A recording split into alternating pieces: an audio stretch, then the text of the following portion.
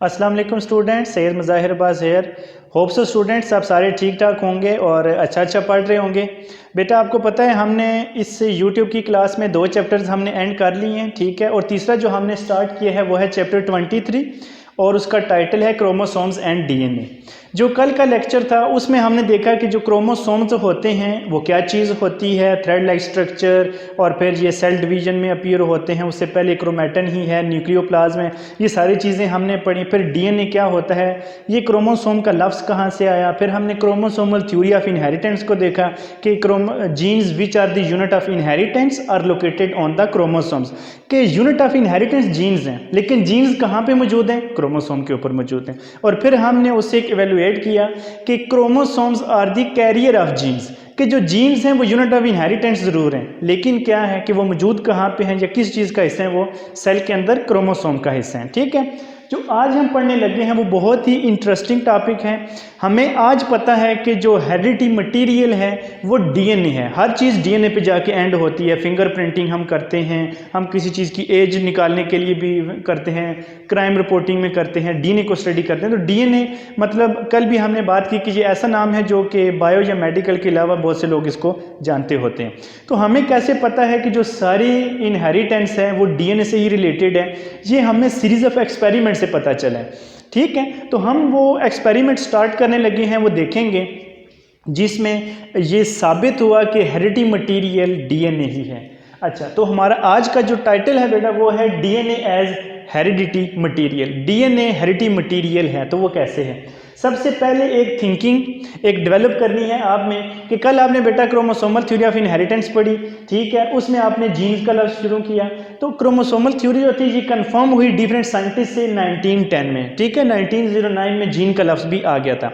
अगर आप देखें तो उससे पहले मतलब जैसे आपने चार्ल्स डार्विन का नाम सुना तो उसमें उसने गेम्यूल कह दिया। उसके बाद जो मतलब मेंडल के एक्सपेरिमेंट थे क्लासिकल जेनेटिक्स में, तो उसने एलिमेंटन का नाम दे दिया। जीन्स का लफ्ज़ 1909 में आया।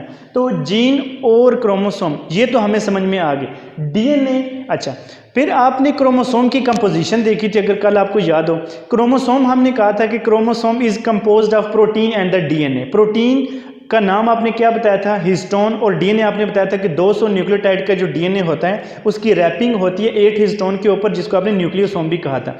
अब ये जो हेरिडिटी मतलब हमें पता है हेरिडिटी अब क्या चीज़ होती है, कल हमने वो भी डिस्कस कर लिया कि transfer of information from parents to offspring, कि एक पेरेंट के पास इंफॉर्मेशन है कि वो आई कलर को डिनोट कर रहा है, तो उसके बच्चे में जो इंफॉर्मेशन जा रही है वो जीन्स के थ्रू जा रही है। तो वो जीन्स जब एक्सप्रेस करेंगे वो ट्रेट आएगी, तो वो मतलब अपने फादर के साथ उसकी मुशाबियत हो जाएगी। तो ये इसे कहते हैं इनहेरिटेंस या हेरिडिटी। तो ये हेरिडिटी को जो मटीरियल या एलिमेंट डिटरमाइन करता है उसे कहते हैं डीएनए। सवाल ये पैदा होता है कि हमने कह दिया कि मतलब जो क्रोमोसोम्स होते हैं ये कैरियर हैं इनहेरिटेंस के, ठीक हो गया। तो ये जो इनहेरिटेंस है क्योंकि उसकी कंपोजिशन में प्रोटीन भी है, उसकी कंपोजिशन में डीएनए भी है, तो ये जो इनहेरिटेंस है ये प्रोटीन कर रही है या आपका डीएनए कर रहा है। तो ये हमने प्रूव करना है कि जो हेरिडिटी मटेरियल है वो डीएनए है या प्रोटीन है, ठीक। सबसे पहले एक साइंटिस्ट आया कि ये जर्मन बायोकेमिस्ट था, 1928 में एक्सपेरिमेंट किए और इसका नाम था ग्रिफिथ। तो आज जो हम पढ़ने लगे हैं वो है ग्रिफिथ एक्सपेरिमेंट। अच्छा, कोई भी एक्सपेरिमेंट होता है साइंटिस्ट स्पेसिमेन कौन सा यूज़ करते हैं, मटेरियल मेथड कौन सा यूज़ करेंगे। तो सबसे पहले जो स्पेसिमेन यूज़ किए इन्होंने 2 चीज़ें ली जो मेन हैं, ठीक है। एक इन्होंने बैक्टीरिया को लिया अपने एक्सपेरिमेंट के लिए और दूसरे एक्सपेरिमेंट के लिए माइस को सिलेक्ट किया, ठीक हो गया। अच्छा, जो बैक्टीरिया लिया उसका नाम अभी अब यहाँ पे टॉप पे नज़र आ रहा होगा, स्ट्रेप्टोकोकस निमोनिया, ठीक है। ये वो बैक्टीरिया है जो कि निमोनिया काज करता है। अपने एक्सपेरिमेंट में इन्होंने किसको सिलेक्ट किया, इस स्ट्रेप्टोकोकस निमोनिया बैक्टीरिया को सिलेक्ट किया। और फिर उस बैक्टीरिया की 2 स्ट्रेन थी, एक थी एस टाइप और दूसरी थी आर टाइप, ये हम अभी डिस्कस करते हैं। और फिर उन्होंने साथ में माइस ली, यानी 2 चीज़ें मैंने सेलेक्ट की। अपने एक्सपेरिमेंट के लिए जो एनिमल सेलेक्ट किया वो माइस है और दूसरा जो स्पेसिमेन सेलेक्ट किया वो बैक्टीरिया था, ठीक है, जिसके इन्फेक्शियस प्रोसेस से माइस के ऊपर ये हमने साबित करना है कि डीएनए हेरिडिटी मटेरियल है कि नहीं। अब एस टाइप क्या चीज़ है और आर टाइप क्या चीज़ है, कंपैरिजन को देख लें फिर मैं आपको मजीद समझाता भी हूँ। देखें S type, S stands for smooth, R stands for rough, जैसे आपने स्मूथ एंडोप्लाज्मिक रेटिकुलम या रफ एंडोप्लाज्मिक रेटिकुलम आपने पढ़ा हुआ है। अच्छा, इसको स्मूथ किस वजह से कहते हैं कि जब आप बैक्टीरिया को अपनी लेबॉर्ट्री में ग्रो करवाते हैं, कल्चर मीडियम के ऊपर रखते हैं, तो उसकी जो कॉलोनीज होती हैं वो बिल्कुल स्मूथ अपीयरेंस होती है। और वो जो स्मूथ अपीयरेंस है वो किस वजह से है? वो इस कैप्सूल की वजह से है, पॉलीसेकेराइड कोट की वजह से है। ये मैं मज़ीद आपको भी समझाता हूँ, ठीक है। तो इस कैप्सूल की वजह से, जैसे आपने स्लाइम कैप्सूल, वो मैं आपको भी समझाता हूँ, आपको क्लियर हो जाएगा। इस कैप्सूल की वजह से जो इसकी अपीयरेंस है वो स्मूथ है। लेकिन यहाँ पे क्या है कि कोई पॉलीसेकेराइड कोट मौजूद नहीं है, कोई कैप्सूल मौजूद नहीं है, उसकी वजह से जो अपीयरेंस होती है वो इसकी रफ हो जाएगी। मजीद आपने एक चीज़ नोट करनी है कि जो एस टाइप होगी, क्योंकि आगे एक्सपेरिमेंट समझना आपके लिए आसान हो जाएगा।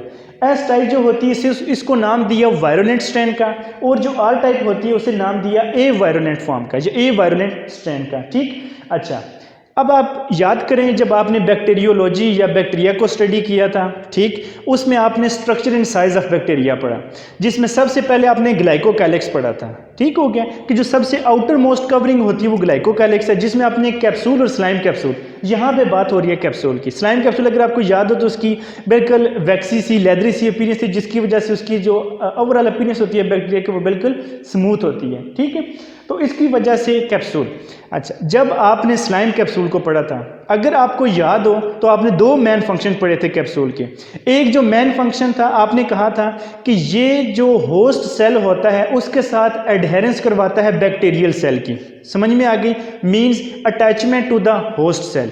नेक्स्ट आपने जो फंक्शन पढ़ा था वो था it helps the bacteria to cause the pathogenicity. Pathogenicity pathogen से निकला है, डिजीज काजिंग मटीरियल। कोई भी चीज़ जो बीमारी पैदा करने की सलाहियत रखती है उसे कहते हैं पैथोजन, और जो सलाहियत होती है या जो प्रॉपर्टी होती है उसे कहते हैं पैथोजेनिसिटी, और इसी को नाम हम देते हैं वायरुलेंस, ठीक है। वायरुलेंस का मतलब है इन्फेक्ट करने की सलाहियत, इन्फेक्शन क्रिएट करने की सलाहियत, तो इसे कहते हैं वायरुलेंस। और अगर आपको याद हो, मैं बात फिर रिपीट कर रहा हूँ कि इसी कैप्सूल की वजह से ही वायरुलेंस है, इसी कैप्सूल की वजह से ही पैथोजेनिसिटी है। अगर कैप्सूल नहीं होगा तो बैक्टीरिया में सलाहियत नहीं है कि वो अपने किस मतलब जो सेल है होस्ट उसके साथ एडहेरेंस काज करे, अटैचमेंट काज करे, पेनिट्रेशन हो, और पेनिट्रेट होने के बाद इन्फेक्शन क्रिएट कर सके। तो ये फंक्शन किसका है? इस कैप्सूल का है। तो इस वजह से इसे कहते हैं वायरुलेंट स्ट्रेन। एस टाइप को ये आपने याद रखना ताकि एक्सपेरिमेंट समझना आपके लिए आसान हो जाए। एस टाइप को कहते हैं वायरुलेंट और आर टाइप को कहते हैं ए वायरुलेंट। समझ में आ गई? तो नेक्स्ट एक्सपेरिमेंट हम स्टार्ट करते हैं। सबसे पहले बेटा आप टॉप पे देखें तो सबसे पहले उन्होंने एक्सपेरिमेंट में क्या किया, एस टाइप बैक्टीरिया को लिया जो कि वायरुलेंट स्ट्रेन है और उसको माइस में इंजेक्ट किया। ठीक है, क्या किया जी? इंजेक्ट किया। तो इसके इंजेक्शन के केस में क्या हुआ कि माइस डेड हो गए, क्योंकि वायरुलेंट स्ट्रेन है, बीमारी पैदा करने की सलाहियत उसमें मौजूद है। तो जब उसकी ब्लड की स्क्रीनिंग की तो वहाँ पे एस टाइप स्ट्रेप्टोकोकस निमोनिया हमें मिले। तो हमें पता ये चला क्योंकि वायरुलेंट स्ट्रेन है, तो इसने जैसे ही इंजेक्शन मतलब इसको इंजेक्ट किया गया माइस में, तो इन्होंने अपना इन्फेक्शन क्रिएट किया और जो माइस थे वो ब्लड पॉइजनिंग की वजह से डेड हो गए। समझ में आ गई? तो ये फर्स्ट एक्सपेरिमेंट था और ये बिल्कुल उनकी एक्सपेक्टेशन के मुताबिक था। किस तरह से? क्योंकि जब वायरुलेंट स्ट्रेन है जिसने बीमारी पैदा करनी है, जिसने इन्फेक्शन करना है, जब उसको इंजेक्ट करेंगे तो डेफिनेटली माइस को डेड होना चाहिए था और वो डेड हुए। अच्छा, दूसरे एक्सपेरिमेंट में उन्होंने क्या किया, उन्होंने आर टाइप को लिया जिसमें कैप्सूल मौजूद नहीं है, पॉलीसेकेराइड कोट मौजूद नहीं है। जब वो कोट मौजूद नहीं है, ए वायरुलेंट स्ट्रेन है। जब इसको इंजेक्ट किया गया माइस के अंदर, तो माइस फिर क्या थे? वो सारे अलाइव थे, वो सारे जिंदा थे, यानी जो माइस थे वो डेड नहीं हुए। किस वजह से? क्योंकि जो बैक्टीरिया है वो ए वायरुलेंट फॉर्म है, उसकी ए वायरुलेंट स्ट्रेन है, वो स्पीशी है जो कि बीमारी पैदा करने की सलाहियत नहीं रखती। किस वजह से? Due to the absence of capsule. अच्छा, तो ये भी एक्सपेक्टेशन के मुताबिक था। ठीक, तीसरे में उन्होंने क्या किया, एस टाइप को लिया और उनको हीट के थ्रू किल किया और हीट किल करने के बाद फिर माइस में इंजेक्ट किया। बेटा आप देखें, बायो कंट्रोल की बात हम करते हैं तो हमें पता है कि माइक्रोब्स का जो कंट्रोल है वो तीन चीज़ों से हो सकता है, जिसमें एक आपने पढ़ा हुआ है कि एक केमिकल ट्रीटमेंट होती है, एक हीट के थ्रू हम किल कर सकते हैं और तीसरा हमने रेडिएशन के थ्रू भी पढ़ा हुआ है।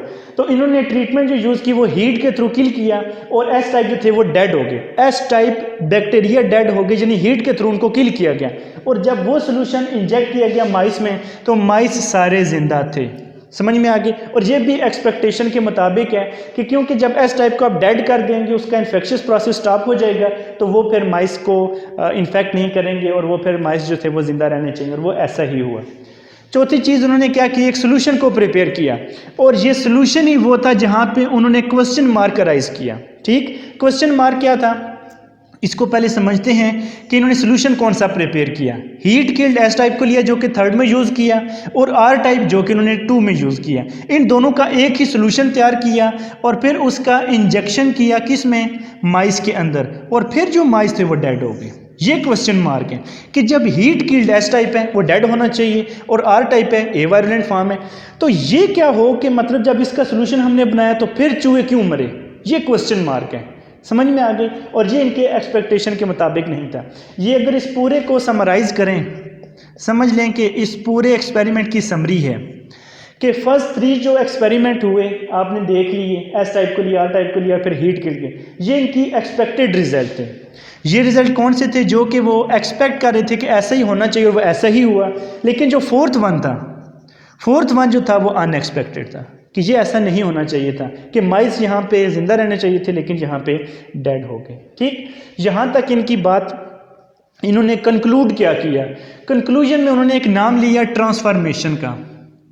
ट्रांसफॉर्मेशन पढ़ने से पहले फिर आप याद करें जब आपने पढ़ा था सेक्सुअल रिप्रोडक्शन इन बैक्टीरिया, और उसमें आपने कॉन्जुगेशन, ट्रांसफॉर्मेशन, ट्रांसडक्शन, वहाँ पे भी आपने 3 नाम लिए थे। तो ये ट्रांसफॉर्मेशन वहाँ से ही है कि आपने वहाँ पे क्या पढ़ा था कि जब बैक्टीरिया हैं उनको आप एक जगह पे रखते हैं, जब वो डेड हो जाते हैं तो अपने जो इंट्रासेलुलर मटेरियल होते हैं वो सारे अपने इन्वायरमेंट में फेंक देते हैं। तो जो दूसरे बैक्टीरिया जब उसको अपटेक करेंगे तो वो उनका जो जेनेटिक मटेरियल एक बैक्टीरिया का दूसरे में चला जाता है। तो ये बैक्टीरिया की सेक्सुअल रिप्रोडक्शन होती है जिसको आपने नाम दिया था ट्रांसफॉर्मेशन का। तो यहाँ पर इन्होंने ट्रांसफॉर्मेशन का लफ्ज़ यूज़ किया कि आल दो यहाँ पर क्या था कि जो आर टाइप हैं वो मतलब वो तो ठीक है कि ए वायरुलेंट फॉर्म है, लेकिन जो एस टाइप हैं उनके कुछ मटेरियल जो हैं वो कहाँ किसने अपटेक कर लिए, आर टाइप ने, और वो फिर आर टाइप जो थी वो वायरुलेंट फॉर्म बन गई। डिफाइन हम कर लेते हैं फिर मजीद समझाता हूँ आपको।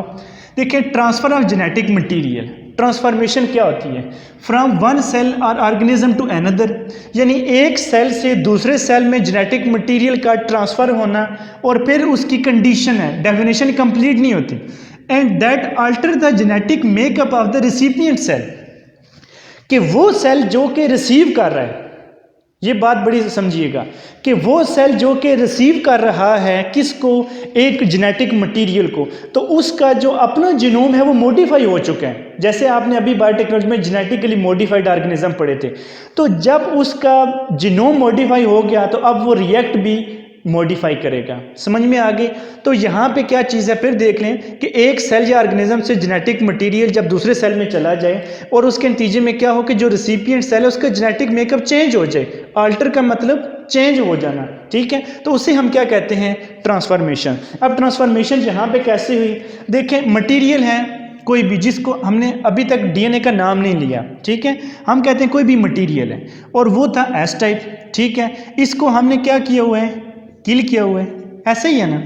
ये किल करने के बाद हमने ये जो इसके मटेरियल थे वो अपटेक हुए, किसने किए, आर टाइप ने। और ये आर टाइप तो वो है जो कि लाइव है, लेकिन उसकी एबिलिटी ये नहीं थी कि उसमें कैप्सूल या पॉलीसेकेराइड कोट मौजूद नहीं है। लेकिन यहाँ पे क्या हुआ कि एस टाइप से जो मटेरियल है या कोई भी चीज़ है जो कि अपटेक हुई, ठीक है, और किसने अपटेक की, आर टाइप ने, जिसकी वजह से पॉलीसेकेराइड कोट की फॉर्मेशन होना शुरू हो गई। यानी मैं आपको सिंपल इसको कर देता हूँ कि जो एस टाइप के जीन्स होते हैं उनके पास ये सलाहियत होती है पॉलीसेकेराइड कोट की फॉर्मेशन करना, ठीक है।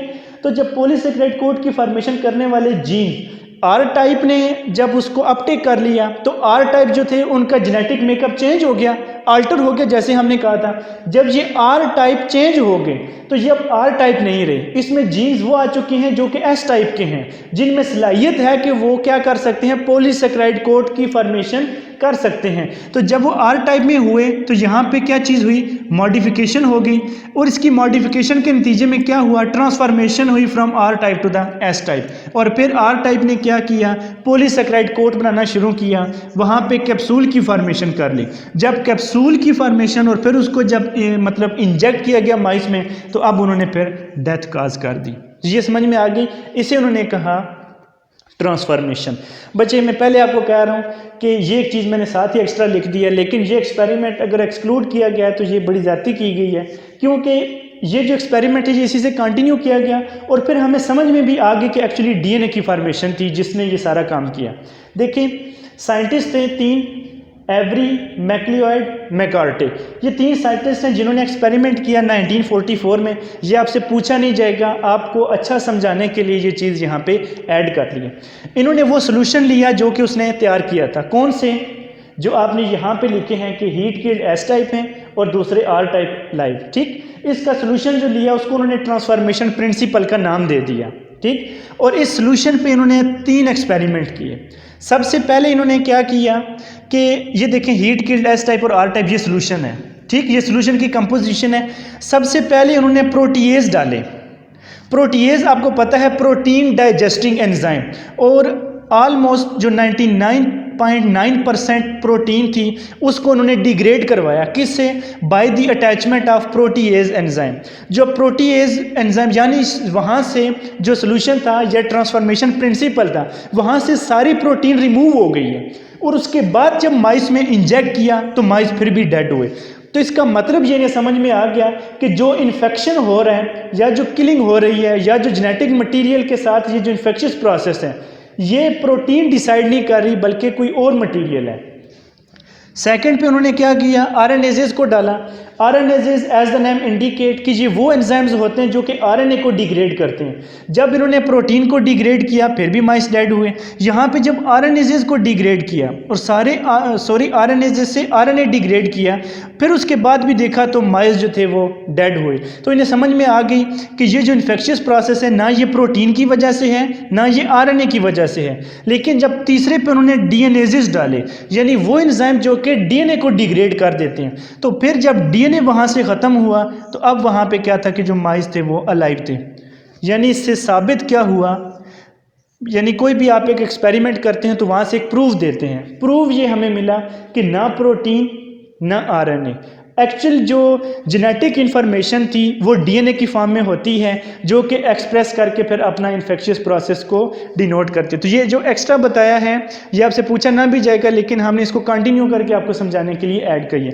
तो ये आज जो हमने पढ़ा ये ग्रिफिथ का एक्सपेरिमेंट था, ठीक है, और इससे हमने प्रूव किया कि जो डीएनए होता है वही हेरिडिटी मटीरियल होता है। कोई चीज़ समझ ना आई हो आप पूछ सकते हैं, कोई क्वेश्चन हो वो भी पूछ सकते हैं। तो नेक्स्ट क्लास में मिलेंगे इंशाल्लाह और हम एक और एक्सपेरिमेंट करेंगे। तो अपना ख्याल रखिएगा, दुआ में याद रखिएगा। अल्लाह हाफिज़, अस्सलाम वालेकुम।